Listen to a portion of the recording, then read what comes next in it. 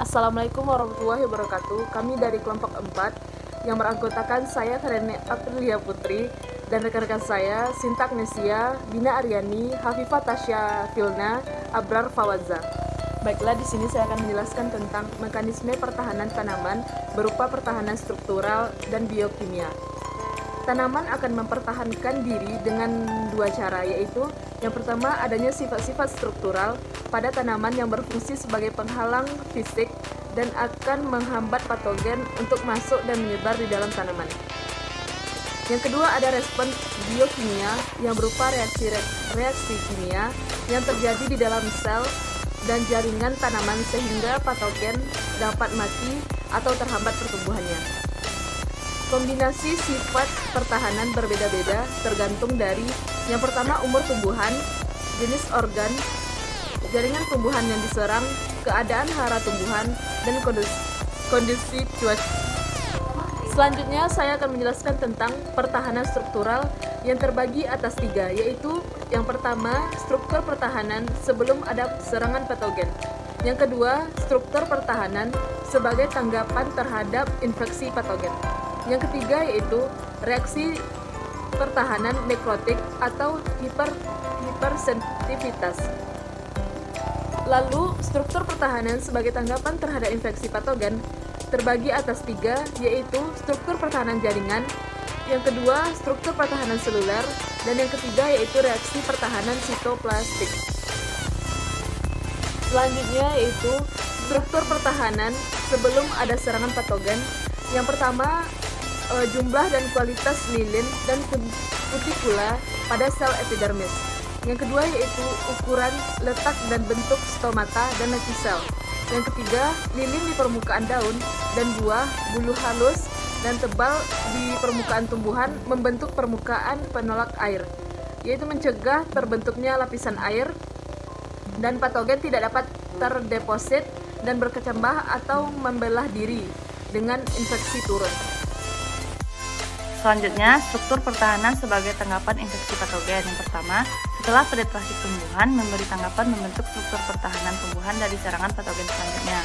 Yang kedua, struktur pertahanan jaringan dengan melibatkan jaringan di bagian dalam tumbuhan. Yang ketiga, struktur pertahanan sel dengan melibatkan dinding sel yang terserang. Yang keempat, reaksi pertahanan sitoplasma dengan melibatkan sitoplasma sel terserang. Struktur pertahanan jaringan, pembentukan lapisan gabus terutama di depan titik infeksi. Yang pertama, hambat serangan patogen selanjutnya. Yang kedua, hambat penyebaran zat beracun yang disekresikan patogen. Yang ketiga, menghentikan aliran hara dan air dari bagian sehat ke bagian berinfeksi. Berikut contoh serangan jamur bakteri, beberapa virus atau nematoda. Selanjutnya, pembentukan lapisan absisi. Yang pertama, terdiri dari celah antara dua lapisan sirkuler sel daun yang mengelilingi lokus infeksi. Yang kedua, pada infeksi, lamela tengah antara dua lapisan sel larut memotong areal pusat infeksi, kemudian mengerut atau mati bersama patogen. Terakhir, tumbuhan membuang bagian terinfeksi bersama dengan sel yang belum terinfeksi, melindungi sisa jaringan dari serangan dan pengaruh toksin patogen. Selanjutnya, pembentukan tilosa. Pertama, terbentuk dalam pembuluh kayu karena keadaan stres selama penyerangan patogen vaskular. Yang kedua, tilosa adalah protoplasma yang tumbuh melebihi normal dari sel parenkim yang menonjol pada pembuluh kayu melalui lubang. Ketiga, ukuran yang besar dan berjumlah banyak akan menyumbat pembuluh secara menyeluruh. Pengendapan getah atau blendok. Berbagai jenis getah dihasilkan di sekitar luka setelah infeksi oleh patogen atau akibat kerusakan. Getah dengan cepat terdeposit ke ruang interseluler dan dalam sel yang mengelilingi lokasi infeksi. Terbentuk penghalang yang tidak dapat dipenetrasi, yaitu patogen menjadi terisolasi, kelaparan, dan mati. Struktur pertahanan seluler melibatkan perubahan morfologi di dalam dinding sel dari sel yang diserang patogen. Tiga jenis struktur pertahanan seluler, yaitu yang pertama, bengkak di lapisan terluar dinding sel yang kontak dengan bakteri yang tidak cocok, mencegah bakteri memperbanyak diri. Yang kedua, dinding sel menebal sebagai respon terhadap patogen, meningkatkan ketahanan terhadap penetrasi. Yang ketiga, kalosa papila terdeposit pada sisi bagian dalam dinding sel sebagai respon terhadap jamur. Papila dihasilkan segera setelah pelukaan. Papila untuk memperbaiki kerusakan seluler dan mencegah patogen menetrasikan sel berikutnya. dalam membentuk kalosa yang membungkus ujung-ujung hifa dan membentuk sarung atau tabung lignin. Reaksi pertahanan sitoplasmik. Jamur patogen yang tumbuh lambat membentuk gumpalan hifa yang dikelilingi sitoplasma menjadi granular dan keras, kemudian miselium patogen terurai dan serangan berhenti. Reaksi pertahanan nekrotik. Pertahanan melalui hipersensitivitas, terutama pada penyakit yang disebabkan parasit, obligat, virus, dan nematoda. Jaringan yang mengalami nekrotik mengisolasi parasit obligat dari substansi hidup di sekitarnya, atau patogen bergantung pada bahan makanan tersebut sehingga patogen mati. Lebih cepat sel inang mati setelah penyerangan, maka tumbuhan tersebut lebih tahan. Pertahanan metabolik atau biokimia. Pertahanan tumbuhan oleh zat yang dihasilkan oleh sel sebelum atau sesudah infeksi, sehingga membantu sifat pertahanan tumbuhan. Pertahanan kimia sebelum ada serangan patogen, inhibitor yang dilepaskan tumbuhan ke lingkungannya. Tumbuhan mengeluarkan berbagai zat melalui permukaannya yang mempunyai kekuatan penghambat terhadap patogen tertentu. Contoh, eksidat fungitaksis pada daun dapat menghambat pertambahan spora jamur. Selanjutnya, pertahanan kimia sebelum ada serangan patogen. Pertahanan dengan tidak terdapatnya faktor esensial permukaan sel tidak mempunyai faktor pengenal spesifik yang dapat dikenali oleh patogen, tidak jadi menyerang tumbuhan tersebut, atau patogen tidak menghasilkan zat-zat infeksi.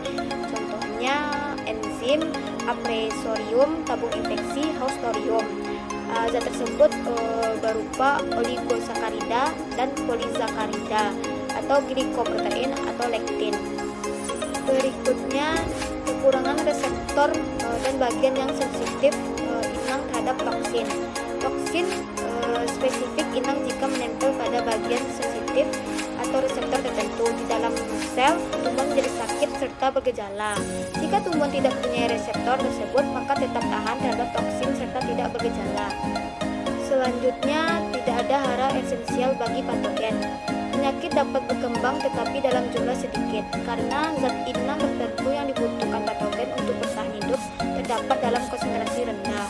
Contohnya bakteri busuk lunak pada kentang. Infeksi turun pada kentang yang kandungan gula reduksinya rendah. Ketahanan metabolik yang disebabkan oleh serangan patogen, yaitu inhibitor biokimia yang dihasilkan tumbuhan dalam respons terhadap kerusakan patogen. 1. Sel dan jaringan tumbuhan bereaksi terhadap kerusakan oleh patogen. 2. Reaksi ditujukan oleh untuk mengisolasi gangguan dan menimbulkan luka. Yang ketiga, beberapa jenis senyawa yang dihasilkan terdapat dalam konsentrasi cukup tinggi untuk menghambat pertumbuhan jamur dan bakteri. Selanjutnya, ketahanan metabolik yang disebabkan oleh serangan patogen. Pertahanan melalui reaksi hipersensitif adalah 1.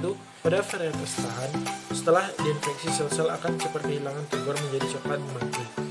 2. Perubahan yang terjadi mematikan sel dan kolaps pada sel yang terinfeksi, meliputi yaitu hilangnya permeabilitas membran sel, peningkatan respirasi, produksi phytoalexin, dan yang ketiga jamur dan bakteri. Di dalam sel yang terjadi reaksi hipersensitif diisolasi oleh jaringan nekrotik dan mati dengan cepat. Selanjutnya, ketahanan metabolik yang disebabkan oleh serangan patogen. Pertahanan melalui peningkatan kadar senyawa fenolik.